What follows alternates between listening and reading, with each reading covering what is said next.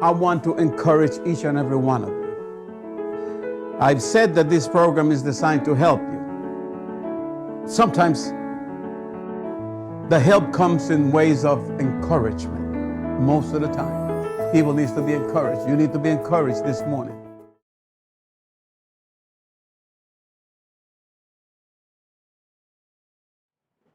So we spoke last time we were together. We spoke about trajectory decisions. Trajectory decisions are very important, and I'm pretty much speaking hopefully to the youngsters, and this is for all ages, but I want to focus on the youngsters. If you're in elementary school, junior high, or high school, getting ready to go to college, or in college, this is something that I pray is going to help you guys out so that you do not fall into the pitfalls of life. Trajectory decisions. We said that trajectory is a path, is a course. It's a way of getting to a place before you get there. We gave as an example an airplane. An airplane does not take off without having first a navigational system in place or a navigational plan. The airplane knows exactly where it's going to. It knows when it's taking off, from where it's taking off, when it will arrive, and where it will arrive. Without this without this flight plan, the airplane would just be lost. There is no plane that just takes off just to take off. There's a plane, or a plane when it takes off, it knows exactly where it's going. Would you get on an airplane that doesn't know where it's going? Everyone who buys a ticket to a destination. We all want to get to a destination. And so trajectory decisions are made before we take off. Trajectory decisions are made before we take off. And as a young person, as you're growing up, if you're in elementary school, the decisions and the choices that you are making are going to set up your path or your course to your destination. You're kind of creating this course. And we said last time that we were together that the very first thing that we want to understand as a trajectory decision that is critical, we must get this right, is to have the right worldview. The right worldview. A worldview is how you view the world, your belief system. A worldview will answer the questions of who am I? Am I the creation of God? Am I created in His image? Am I fearfully and wonderfully made? Or am I just a process of time plus space plus matter that's illogical, that's unloving, that's uncaring, that is really just really meaningless, that I have no purpose in life, that I have no significance because I'm an accident or a mistake? Who am I? Where am I going? Why am I here? Should I live a moral life, or is morality non-existent? Is it just my opinion? Is there truth? Is there objective truth, or is everyone's truth the right thing? All these questions will be answered according to our worldview. And so as a young person, you need to choose the right worldview. And I suggest to you, and I offer you, the worldview that has stood the test of time, that has not changed and that has not been taken down, and it is the worldview of Christ. It is Christianity and the kingdom of God. Only His worldview makes sense of a world in which we live in, of the universe which came into existence from nothing, and in the universe that we live in, and the planet of suffering and pain. Only the Christian worldview gives satisfactory answers, both intellectually, emotionally, and every other way. So the first thing, young person, that you have to settle and make the right decision if you want to have a life that is going to be full of successes and less struggles is your worldview. Make sure that the worldview you're choosing is a worldview of truth. That you are testing that worldview to make sure there's no contradictions, that it's coherent, that it makes sense, that it is true. Truth, truth, truth.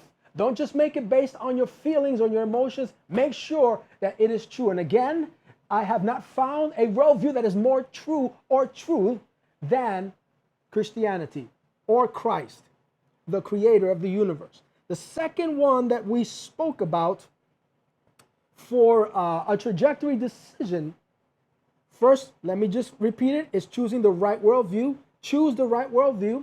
The second thing that all young people should be thinking about is choosing your education. If you choose the right worldview, everything else is going to follow out of that worldview. That is why the Bible tells us to protect or to guard our hearts, For out of our hearts or our worldview flow the issues of life, or the decisions or the choices that we make. And so the second trajectory decision that you are setting for yourself in life is to choose your education. Everyone should be educated. But before you go off to education, you got to know your worldview. When you choose Christianity, don't just choose it because it's your mommy or daddy's faith. Choose it because you have discovered that it is true, that it is evidentially based, that it is not just this magical hocus pocus thing or emotional thing. You can historically see that it is true. Scientifically, there's evidence, moral evidence. There is so much evidence that you can see it is true, true, true. So before you go off to school, make sure you have the right worldview, because from there, all of the things are going to come. So choose your education. Make sure that before you go to your education, that you have settled in your heart who God is and what God has for you. Know that He has a plan. Know that His plans are good. Know that He has a purpose for your life. Don't just go in blind.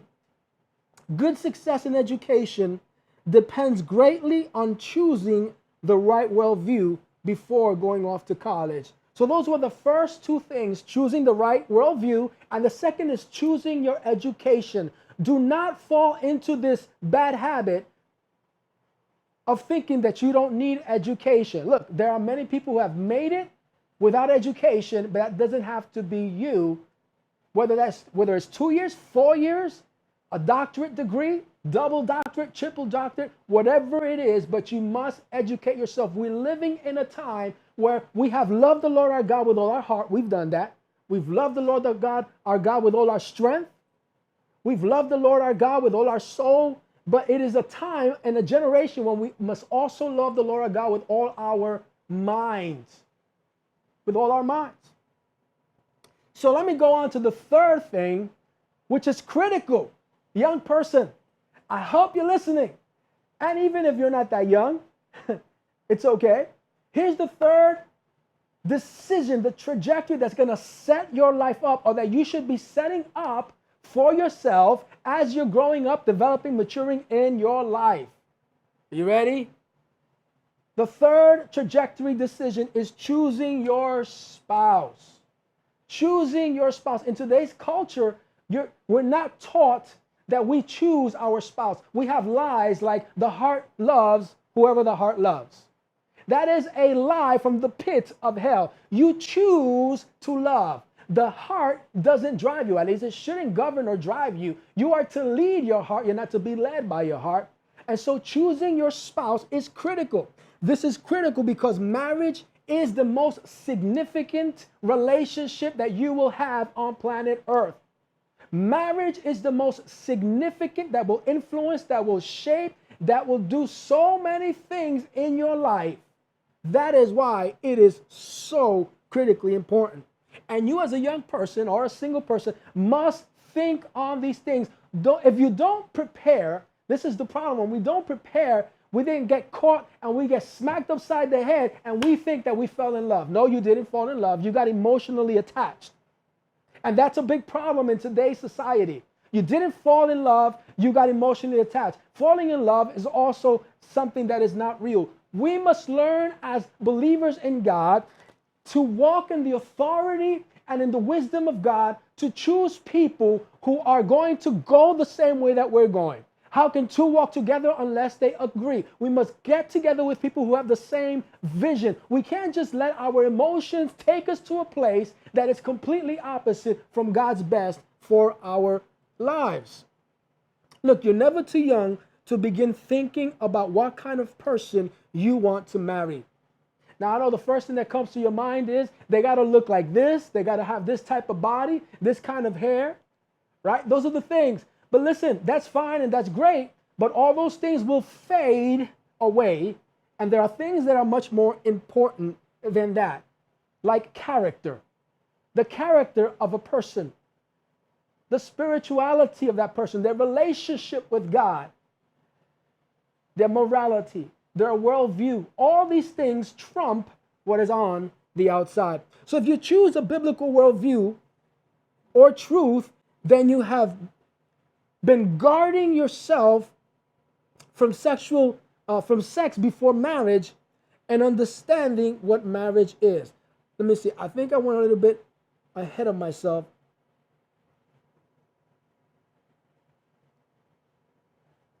Okay, so why do we want to choose a spouse?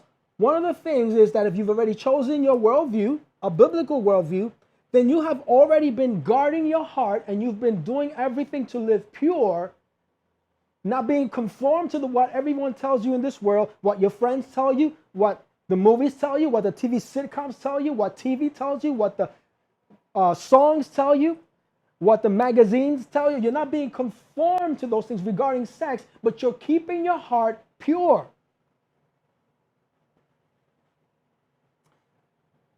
And let me just say that the having no sex until we're married is not a command to kill our joy. It is actually a commandment that God has given to all of us to protect us and to provide the best for us.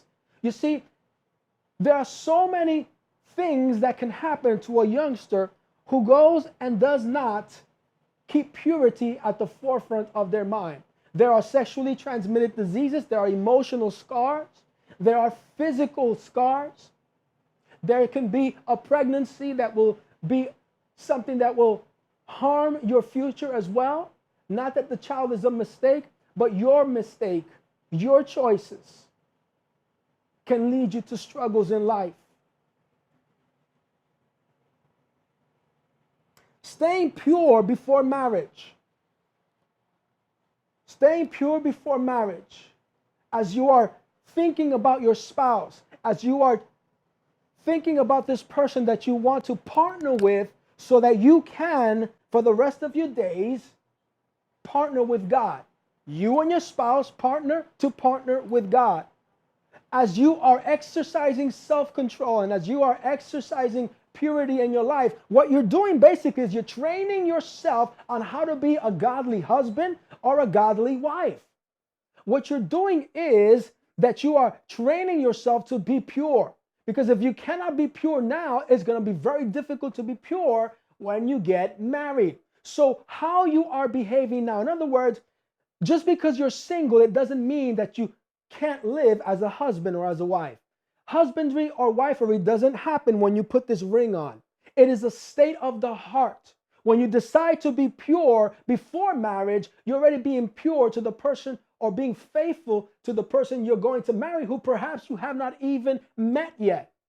And so you've already placed the ring on your finger that you're committed, that you're faithful to that person, and that you would not share yourself with anyone else, because you are a gift that will give yourself away to this one person whom you will be for the rest of your days with.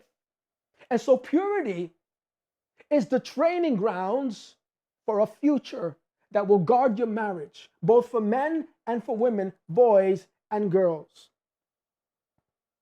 So choosing your spouse is important. We must draw up something like a non-negotiable list, a non-negotiable list. Look, don't make it crazy. Like he's got to look like Brad Pitt, or she's got to look like Scarlett Johansson or any other actors. I'm not good with names, but I just made those two up because they popped into my mind. Don't make up those type of lists, right? Because it's unrealistic. But it's got to be a realistic list that's achievable. But it's got to be non-negotiable. Reasonable conditions in alignment with God's word that you will not negotiate about. I mean, you're not budging. You're not budging. These are non-negotiables. That's why they're called non-negotiables. You're not negotiating. For example, if you have chosen the biblical view, then that person that you're going to choose one day must be also a Christian who has a biblical view. Because again, how can two walk together if they're constantly fighting? If they're constantly pulling from one side to the other? It cannot happen. You will not achieve much in this life. You will walk in circles, basically. Another example, have similar vision. Have a similar vision for life, for what it is that you want to accomplish, what you understand that God is placing in your life as of now. If you have different visions, you will have division, and division is another word for divorce. It won't work. How about a question like, do they want children? You don't want to get married and then discover that your spouse doesn't want to have children. That'll be bad. Careers, very important. You don't want to get married with someone who says, you know what, I'm not working. Work is not for me. It's just not my thing. I don't do this type of stuff. You can go to work, but I don't work. A non-negotiable could also be, am I going to get married with someone who doesn't have children? In today's world, there's blended families, and there's nothing wrong with blended families. It's a reality in today's world. But you have to make these decisions. We're talking about non-negotiables, because if you don't make these non-negotiable lists, then we will settle for just about anything. And so we have to be in a focused understanding of what it is that we understand that God desires for our lives. If we don't do that, then we will pick from whatever is presented to us, like a child in a candy store, and that is not God's best. A non-negotiable also could be an attitude. What is that type of person's attitude? So less and less people want to get married, and more are getting divorced. But the reality is that there are statistics and research that married men are happier than single men. Young person, if you say to yourself, I'm never getting married, then you're probably going to miss out on what researchers have said, that married men are happier than single men. These are statistics that we have been able to pull up. Married people are happier and wealthier and more satisfied. Married people have less stress and so are less likely to have heart problems, decreased immunity, diabetes, or cancer. Really? Marriage? I know for some, marriage gives you that. But if you have a marriage in which you are doing everything you can, there is no perfect marriage. It does not exist. Within a marriage, there is going to be struggles all the time. But when you have a marriage that you're willing to work and fight for it, you're going to be better for it. Married people are even more likely to survive cancer. Now, these are studies that have been shown to be true. So identifying and choosing the right worldview before choosing a spouse is critical to a successful marriage. In life, if you get sick and you're married, young person, you want someone who says in sickness and in health and means it. Not that at the first sign of trouble, they take off on you. That is why choosing your spouse is something that you should be thinking of, the type of person whom they're going to be. If you let your emotions govern you, you will have struggles in this area. You cannot allow your emotions or your feelings to dictate to you. You must exercise what God created you to do. Rule, have dominion, self-governance. Don't allow the nonsense to govern you. Don't tell me that your heart tells you, and the heart, you can't help what the heart wants to do and what it feels. No, that is absolutely false. It's a lie. Don't believe it. Love is a choice that you make. In the same way, if you don't want anymore to feel something for another person, it's very simple not to do it. You just stop doing it. Let me give you an example here. And again, I'm not trying to finish all of them. Next time we can continue. But I want you guys to understand that this is the way that relationships can work. Because many have fallen into the trap of having feelings for another person. I want to give you the example of a spider and a web. It's a very simple example. I believe everyone knows what a spider is, and the webs that they produce, they're very sticky, they catch insects. Every time you have relationships with people, you have different types of relationships. Now you have platonic relationships. When you have a platonic relationship with someone, you meet them, you speak, you say, hello, how are you? And you go on their way. You kind of gave a strand of web to that person, but it's very thin. It's kind of like the ones you wake up in the morning, you come out of your house and you get hit by this web. It's so thin, it just disintegrates, right? It's not no big deal, but you still have this thin web that attached from you to that person. That's a relationship that you made. with another person, like a friend that you're talking more intimate things about, that you constantly are hanging out with, you also have a string web. But the more you talk and the more time that you invest with that person, the web string becomes thicker and it produces more web. And so that relationship, that bond becomes stronger. So when you have a relationship with the opposite sex, it may be just innocent that it begins, but the more time that you invest in that relationship, right, like a spider, you shoot that web, but the more time that you spend, what do you think happens to that web? It gets thicker and thicker until now you are caught in the web and you are struggling to get out. And now you think, I fell in love. No, you didn't fall in love. What you did was that you allowed your emotions to get the better of you instead of following the footsteps of God. When he says, I got the best for you, follow your non-negotiable list. Don't negotiate. Follow your non-negotiable list. I have created you for the very best in life, not just to settle for the first feeling that, oh, I felt this. I know it's God because I felt it. No, let's put it to the test. And so if you desire, if you're in this web of relationship and you're caught in this place where you feel like you just can't get out, what do you think you have to do? If you got in it by investing time, what should you do to get out? Stop investing time with that person. Cut the relationship. If you was like a sci-fi movie, if you was caught in this gigantic web with this big spider coming to eat you, and you had a knife, what would you do? You would cut yourself free, wouldn't you? You want to cut yourself free. Why? Because you don't want the spider to eat you. Well, I'm telling you, if you allow your unruly emotions to dictate your life, the spider is going to eat you, is going to drain you. And things are going to continue to happen in your life. You'll get rebellious against your parents. You'll get rebellious against the things that you know you should do. Why? All because what is governing now is this unstable emotion that has nothing to do with truth. It is not grounded in truth. It is grounded on falsehood. It is grounded on these webs of deceit that have taken hold of us. And so we need to break that.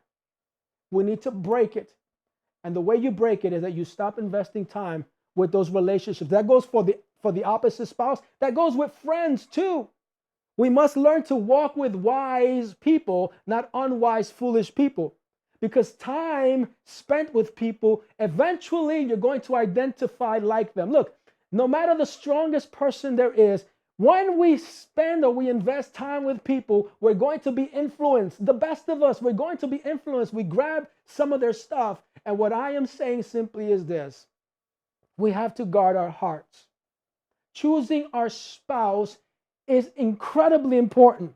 There are people who have been called by God, who have a special gifting, anointing, and power, who have so much talent and ability, and they end up being just really nothing but an empty shell of a person because they chose the wrong spouse. But wait a minute, I thought God chose and brought him to my door and brought her to my door. And they said, here he is. No, God doesn't choose for you, because then he would be the blame of every time somebody gets divorced. Because if God brings us our spouse, then of course, what would you think? That is the most perfect, magical story in the world, happily ever after. So no, the responsibility to choose is whose? Ours. We choose. God gives us the wisdom. God gives us the plan. He says, make a non-negotiable. Look in my word. Check out the plan. Look at what type of person you need to associate yourself with. And then you make the choice and the decision. Because free will is a powerful, powerful thing. Free will is going to lead us to success, or it can lead us to a lot of struggles in life. Choosing the wrong spouse is going to lead us to a lot of heartache and a lot of pain. It doesn't mean that we are hopeless if that is the case, and that is you I'm speaking about, because in Christ, there's always hope, because hope does not die. Christ in us is the hope of glory. So we always have hope. But what I'm saying is, young person, you don't have to go through the struggles. You don't have to go through the pitfalls. And if you have gone through the struggles and the pitfalls, it's time to make your non-negotiable list.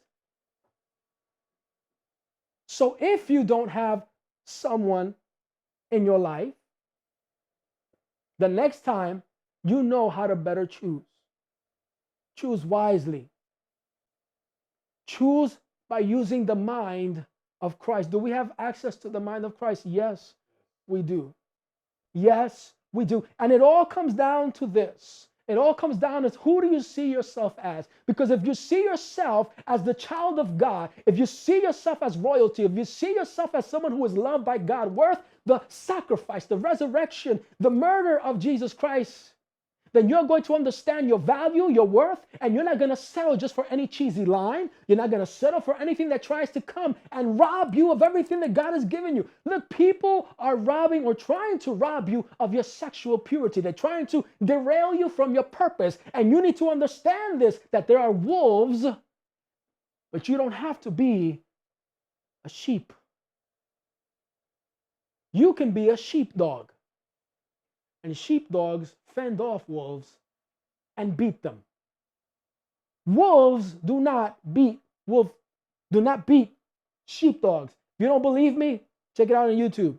This is how farmers have done it for years. Wolves cannot beat the sheepdog. We've been created not to be lambs, even though we're called lambs in the scriptures. But I think Jesus is kind of like giving us a description because we're just hard-headed. Because he's created us to rule and have dominion. In Genesis, this is what God created man, to rule and have dominion. And yet we want to be ruled by so many things and be dominated and governed by so many things. This is why he says, you're like sheep. You're just like sheep. Just like sheep. God created us to be sheepdogs. God created us to fend off the wolves. God created us to protect and guard and defend our hearts. God created us to protect and guard and defend our purpose. God created us to defend and guard our identity. God created us to understand that we are his and that he has great and marvelous things for us, and we cannot allow unruly emotions to destroy that. So if you're young, and every young person just about that I know of, at least I did, we all want to have a significant other. In today's culture, it's just so many different things, right? In today's culture, there is no such thing as purity. It doesn't exist. I'm telling you that if you want the best in life, then you have to go back to the designer who designed romance, love, and marriage, relationships. And that's God. You got to do it his way. Purity is going to get you there. Making the right choices is going to get you there. So for today, the first trajectory decision that's going to help you, young person, out, or wherever you find yourself in life, whether it's elementary, junior high, high school, or going to college, you're kind of preparing, you're kind of planning this out. The first one is choose the biblical view that's going to help you to see this world in the right way. The second one is to choose education. If you're young, you're not anywhere near high school or anything like that, but make a determination in your heart that you're going to educate yourself, that you're not going to stay dumb and ignorant. And choose that you're going to educate yourself. You may not know in what, but at least make the general direction that you're going to educate yourself. And the third thing is begin to think about. And if you're thinking about it now, then it's the right time. Some people are too young. They don't care about these things. They're still thinking about other things. But if you're understanding what I'm saying, then you understand that this is the time for you to start thinking about relationships and marriage. Because this is very critical. You can begin your life very, very good, accomplish many great things, graduate from college and from university with the highest of highs and have a great career, and everything can crash and burn by choosing the wrong spouse. So next time we'll continue with the, I think we have one or two left, probably one, and we'll leave it at that. All right, family, thank you so much for listening and being with us. I pray that this helps you guys out. And if you're not a young person, then you know young people, why don't you share these videos with them so that they can begin, hopefully, to understand what a trajectory decision is and to understand that a good life, it doesn't just happen. There is no luck, there is no fate. Faith directs our life, not fate. And faith is actions. Placed trust in God. All right, family, thank you so much. Talk to you next week. Bye-bye.